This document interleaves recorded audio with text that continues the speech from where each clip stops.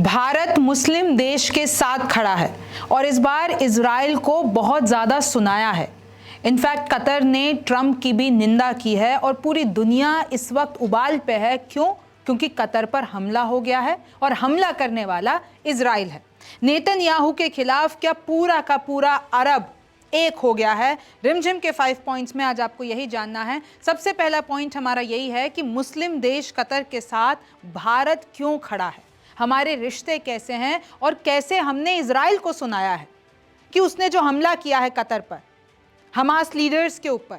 दूसरा है कैसे हैं मोदी और कतर के अमीर के रिश्ते, यानी वहाँ के जो टॉप ऑफिशियल्स हैं उनके साथ प्रधानमंत्री मोदी के रिश्ते कैसे हैं। तीसरा है कैसे ट्रंप और भारत ने इजराइल को सुनाया। इनफैक्ट ट्रंप ने भी इजराइल की निंदा की कि ये जो हमला उन्होंने किया वो गलत हमला किया है।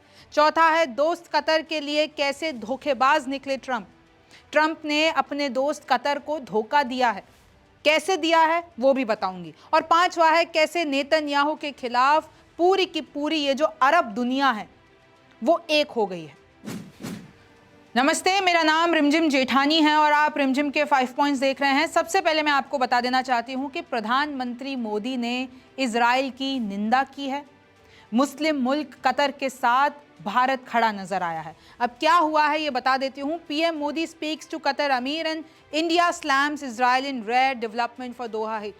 यानी प्रधानमंत्री मोदी की कतर के जो अमीर शेख तमीम बिन हमाद अल थानी हैं उनसे बात होती है और तो और भारत ये कहता है कि जो इजराइल ने किया है वो वायलेशन है, ऐसा नहीं करना चाहिए था। The violation of the sovereignty of the brotherly state of Qatar.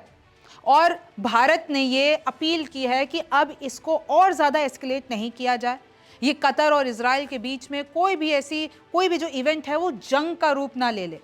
और देखिए, इजराइल को हमेशा भारत सपोर्ट करता हुआ आया है, क्योंकि आपको भी पता है कि ट्रंप का एलाय है इजराइल के साथ हमारे भी बहुत सारे डील हैं। तो इजराइल को हम हमेशा से सपोर्ट करते आए, लेकिन अब हमने इजराइल की निंदा की है, यानी भारत ने इजराइल की निंदा की है और ये भी कहा है कि कैसे किसी भी चीज़ के लिए, यानी कोई भी तरीके के टेररिज्म की कहीं पे भी जगह नहीं है और अगर इंटरनेशनल लॉज का वायलेशन होता है तो भारत भी साथ नहीं देगा। और अब क्या हुआ है, जो कतर के अमीर है उन्होंने एक तरीके से इसको एज अ गुड जेस्चर लिया है। आप याद कीजिए, अभी कुछ वक्त पहले जब आपने खबर सुनी थी कि हमारे नेवी ऑफिसर्स वहाँ पे फंसे हुए थे, उनको फांसी की सज़ा सुनाई थी कतर ने, और प्रधानमंत्री मोदी ने पर्सनल तौर पर अल थानी से बात की थी और फिर as a goodwill gesture Qatar ने उन लोगों को छोड़ दिया था, नेवी पर्सनल को, नेवी ऑफिसर को, और उनको भारत लाया गया था। तो इसलिए भी प्रधानमंत्री मोदी और अल थानी के रिश्ते अच्छे हो गए थे। और अभी भी इजराइल की निंदा करके प्रधानमंत्री मोदी ने, यानी कि भारत ने, कतर से और स्ट्रॉन्ग रिश्ते कर दिए हैं कि भाई कतर पूरी तरीके से एज अ पार्टनर भारत पर भरोसा कर सकता है और हम कतर के साथ खड़े हैं। India and Qatar upgraded their relation to a strategic partnership during Al Thani's visit to India earlier this year. अभी हाल की ही बात है, साल के शुरुआत में जब अल थानी भारत आए थे। और देखिए कैसे India has been one of the principal backers of Israel's right to defend itself. भाई हम लोग इजराइल का जो राइट टू डिफेंड है उसको सपोर्ट करते हैं। हमने हमास के खिलाफ बोला है, हमास के टेररिज्म के खिलाफ बोला है, लेकिन अब जो हुआ है कतर में वो इंटरनेशनल ह्यूमैनिटेरियन लॉ के खिलाफ है। चाहे आपने हमास के लोगों पे हमला किया हो, लेकिन वो हमास के लोग कतर में थे, तो ये कतर के लिए एक बड़ा हमला है। इंडिया जॉइंड अदर मेंबर्स, और इनफैक्ट अभी हाल ही में जब इजराइल ने न्यूक्लियर फैसिलिटीज ईरान पर हमला किया था तो एससीओ ने पूरा एक मिलाकर स्टेटमेंट जारी किया था और इजराइल की निंदा की थी। उस स्टेटमेंट में भी भारत साथ था, एससीओ समिट के जितने भी मेंबर स्टेट्स हैं। देखिए, strong condemnation of the cowardly Israel attack that targeted the residential headquarters of a number of Hamas leader। यानी कतर ने भी कहा कि ये एक तरीके से कायरता भरा स्टेप था। हमास के वहाँ पर हेडक्वार्टर्स हैं और कतर, आपको पता है कि ऐसा देश है हमेशा मीडिएशन कराने में, हमेशा पीस लाने में आगे रहता है, और उसी कतर पर इजराइल ने हमला कर दिया। अब मैं आपको बताती हूँ कि इसके आगे और क्या हुआ है। The Indian PM also stressed its categorical rejection of any aggression that threatens the security and safety of the state of Qatar। यानी प्रधानमंत्री मोदी ने यह भी कहा कि अगर कतर की किसी भी तरीके से सिक्योरिटी और सेफ्टी पर चोट कोई पहुंचाने की कोशिश करता है तो ये भारत बर्दाश्त नहीं करेगा। और ये इसके खिलाफ बोला गया है। PM for his sincere feelings. और इनफैक्ट देखिए जो वहाँ की टॉप लीडरशिप है कतर की, उन्होंने एक तरीके से धन्यवाद किया है भारत का कि इस समय में भारत उनके साथ खड़ा है। ये तस्वीर आप देख सकते हैं अल-थानी और प्रधानमंत्री मोदी की। Trump response to Israel Qatar attack undermines US credibility. अब देखिए अमेरिका और कतर के रिश्ते बहुत अच्छे हैं। ट्रंप अभी हाल ही में कतर गए थे। भाई कतर के ऑफिशियल्स ने ट्रंप को प्रेसिडेंशियल जेट दिया था और क्या कुछ नहीं किया था। सबसे बड़ा जो यूएस का बेस है मिडिल ईस्ट में वो कतर में है, लेकिन ये दोस्ती तो कतर को कहाँ काम आई। इजराइल ने, जो कि भाई यूएस तो ये कहता है ना इजराइल पर हमारा कंट्रोल है, इजराइल हमसे बिना पूछे कुछ नहीं करता है, लेकिन इजराइल ने तो आपको बिना आपसे राय मशवरा किए शायद आपको बताया भी होगा, लेकिन बहुत देर हो गई ट्रंप ने खुद कहा। तो इजराइल ने तो आपके सबसे बड़े दोस्त पर हमला कर दिया, कतर पर। यानी आप तो मिडिल ईस्ट के जितने भी, भाई ट्रंप क्लेम करते हैं मिडिल ईस्ट में मेरे बहुत अच्छे एलाइज हैं, मतलब आप उनको नहीं बचा पाए। तो अगर आप कतर को नहीं बचा पाए तो जो दूसरे मिडिल ईस्ट एलाइज हैं आपके, जो दूसरे साथी हैं अरब मुल्क में, वो अब आप पे भरोसा करेंगे। और यही एनालिस्ट बताने की कोशिश कर रहे हैं कि अब मिडिल ईस्ट यानी अरब मुल्कों को ट्रंप पे उतना भरोसा नहीं रहेगा, क्योंकि कतर जैसे दोस्त के साथ अगर ऐसा हो सकता है तो किसी के साथ भी हो सकता है। अब मैं ज़रा आपको भारत और कतर के रिश्तों के बारे में बताती हूँ। 1973 में कतर और भारत के फॉर्मली ऑफिशियल तौर पर रिश्ते इस्टेब्लिश होते हैं। 70s और 80s में बहुत ज़्यादा हमारे जो वर्कर्स हैं वो कतर जाने लगते हैं। इनफैक्ट अभी भी कतर में एक अच्छा खासा जो परसेंटेज है आबादी का वो भारतीय है। 1990s में फिर एक तरीके से आप देख लीजिए कि हम दोनों बिजनेस के मामले में भारत और कतर बहुत अच्छे साझेदार बन गए, और कतर हमको सबसे ज़्यादा एलपीजी देता है, क्योंकि वो तो कतर तो जो है पूरे विश्व में बड़ा एलपीजी एक्सपोर्टर है। तो वो भारत के साथ भी हमारा लार्जेस्ट सप्लायर है एलएनजी का, वो हमको गैस देता है। 2015 और 16 में कैसे प्रधानमंत्री मोदी ने कतर 2016 में वो गए थे, फिर उसके बाद वहाँ के अमीर आए थे यहाँ पर। 2019 में आप देख लीजिए कि कैसे गल्फ में कतर हमारा बहुत बड़ा पार्टनर है। 2020 में कोविड-19 था, तभी भी हमारा ट्रेड चल रहा था। इंडियन डायस्पोरा देखिए 20% ऑफ कतर्स पॉपुलेशन, हमारे वहाँ पर 7 से 8 लाख भारतीय हैं कतर में, वहाँ पे अपनी जीवन चला रहे हैं, कतर की इकोनॉमी चला रहे हैं। और देखिए आप, जैसे कि मैं आपको बता रही थी, भाई आपको याद होगा कि कैसे डेथ सेंटेंस सुना दिया गया था हमारे ऑफिसर्स को, लेकिन फिर प्रधानमंत्री मोदी 2023 में जाके अमीर शेख तमीम से मिलते हैं। COP28 समिट होता है दुबई में, उसके साइडलाइंस में मिलते हैं, और एज अ गुडविल जेस्टर फरवरी 2024 में कतर ने हमारे 8 इंडियन ऑफिसर्स को, नेवी ऑफिसर्स को हम भारत वापस लेकर आए थे। और मोदी और अल-थानी के जो रिश्ते हैं वहाँ से ही स्ट्रांग हो जाते हैं। अब नेतन्याहू से पूछा गया कि भाई आपने कतर पर हमला क्यों किया, तो नेतन्याहू कहते हैं कि अच्छा, किसी ने अमेरिका से तो नहीं पूछा था कि 9/11 के बाद उन्होंने पाकिस्तान में जाके ओसामा बिन लादेन को क्यों हमला किया था। तो सबको बोलना चाहिए था कि अमेरिका ने पाकिस्तान पर हमला किया। नेतन्याहू ये कह रहे हैं कि भाई हमने कतर पर हमला नहीं किया है, हमने तो हमास पे हमला किया है, क्योंकि हमास हमारे लिए टेररिस्ट है और हमने उनको ख़त्म करने के लिए किया है। अब वो अगर कतर की ज़मीन पे थे तो हमने टारगेटेड हमास के ऊपर, हमास हेडक्वार्टर के ऊपर हमला किया है। तो इस तरीके से वो इसको जस्टिफाई कर रहे हैं कि हमने अमेरिका जैसी ही बात की है, जैसे अमेरिका ने पाकिस्तान में जाकर ओसामा बिन लादेन पे हमला किया था, हमने कतर में जाकर हमास पे हमला कर दिया।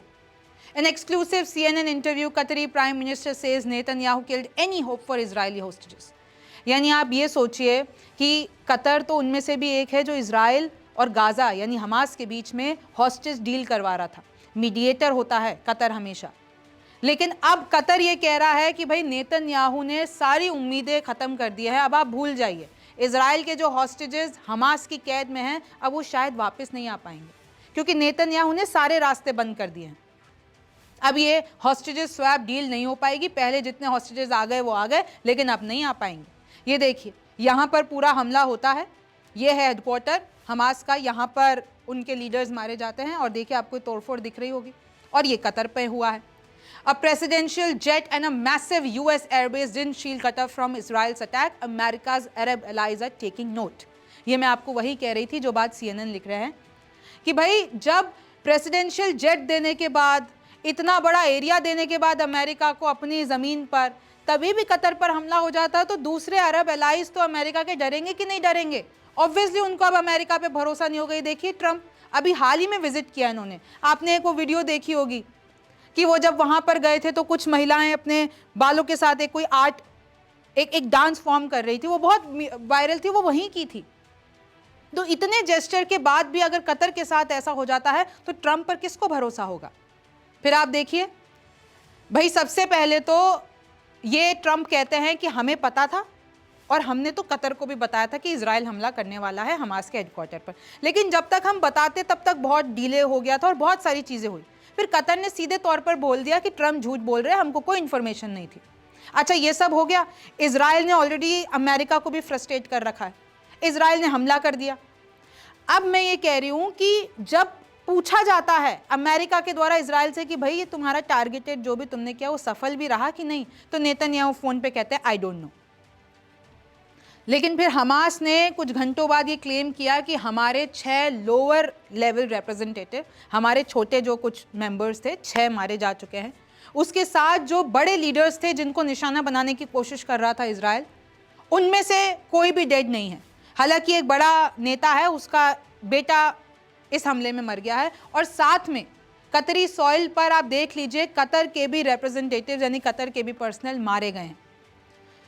अब यहां पर एक अमेरिका का ऑफिशियल ये कह रहा है कि व्हाइट हाउस एक बहुत लंबे टाइम से इजराइल से फ्रस्ट्रेटेड है और अब कहीं ना कहीं ट्रंप का भी नेतन्याहू से भरोसा इस तरीके से उठ रहा है कि नेतन्याहू अब अनप्रेडिक्टेबल से हो गए। या तो ये बताने की कोशिश कर रहे हैं या फिर इनकी आपस में साजिश चल रही है अंदर से, या तो कतर ने धोखा दिया है हमास को, या फिर ट्रंप ने कतर को धोखा दे दिया है और इजराइल और ट्रंप एक ही साथ मिले हुए हैं। तो बहुत सारे कॉन्स्पिरेसी थ्योरी सामने आ रही है। अब देखिए पूरी अरब दुनिया एक हो गई है, जितने भी आप उठा के लीजिए। अब यहाँ तक कि यूरोप के देश भी जो हैं वो ये कह रहे हैं इजराइल ने गलत किया है और अरब दुनिया तो आग बबूला हो ही रखी है। अभी इजिप्ट में भी देखिए एलसीसी ने एक मैसेज ऑफ सॉलिडारिटी भेजा है कतर, और इनफैक्ट पाकिस्तान के प्रधानमंत्री शहबाज शरीफ तो पहुंच गए हैं दोहा अपनी सांत्वना देने कतर को। कतर से उन्होंने भी बहुत सारी डील्स कर रखी हैं। कतर से is funeral to be held for people killed in Israel attack, यानी इजराइल अटैक में जो लोग भी मारे गए हैं उनका फ्यूनरल होगा मस्जिद में। ये कतर की मीडिया ने खुद बताया है। और एक कतर अरब इस्लामिक समिट करेगा इजराइल के खिलाफ, और इसलिए हम कह रहे हैं कि पूरे जितने भी मुस्लिम मुल्क हैं वो सब नेतन्याहू के खिलाफ अब एक हो गए हैं। अब जो ट्रंप कर रहे थे कि भाई अब्राहम अकॉर्ड साइन कर लें, इजराइल और ये मुस्लिम मुल्क हैं वो एक हो जाए, अब ऐसा नहीं हो पाएगा। इजराइल वैसे भी सारे मुस्लिम देशों से घिरा हुआ है।